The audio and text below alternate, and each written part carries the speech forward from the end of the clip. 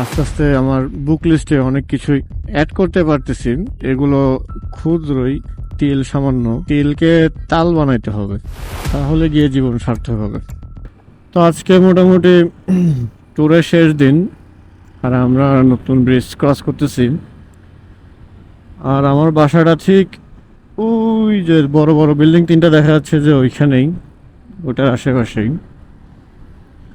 এখন আমার এখান থেকে যেতে সর্বোচ্চ 10 মিনিট লাগতে পারে। ট্যুরটা মোটামুটি বেশ ভালোই ছিল, অ্যাডভেঞ্চার ছিল, হাসি কান্না ঠাট্টা সবই ছিল এটার মধ্যে।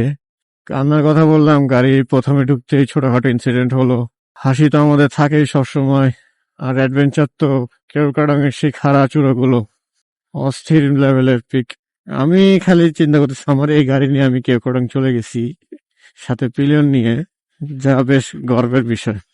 ভালো লাগাও কাজ করতেছে। আমি আস্তে আস্তে আমার বুক লিস্টে অনেক কিছুই অ্যাড করতে পারতেছি, যদিও বা এগুলো ক্ষুদ্রই, তিল সামান্য।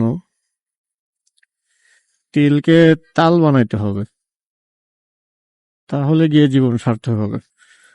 তো আজকে ভিডিও এই পর্যন্ত থাকুক।